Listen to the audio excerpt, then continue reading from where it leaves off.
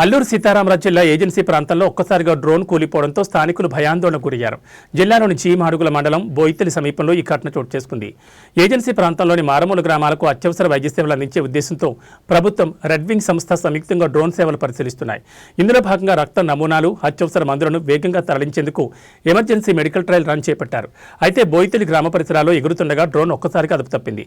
కింద ఉన్న దట్టమైన చెట్లపై పడడంతో పెను ప్రమాదం తప్పింది. ఆ సమయంలో అక్కడ ఎవరూ లేకపోవడంతో అంతా ఊపిరి పీల్చుకున్నారు.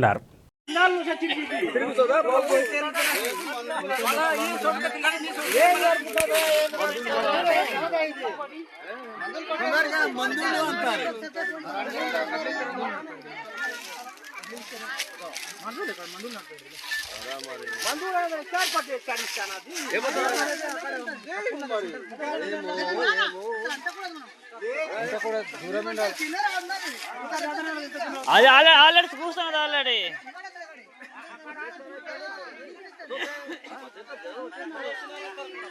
నేను మనుషులు ఉన్నారు అనుకుంటాం కానీ మరి మనుషులు నేను పడిపోతుంది అనుకుంటే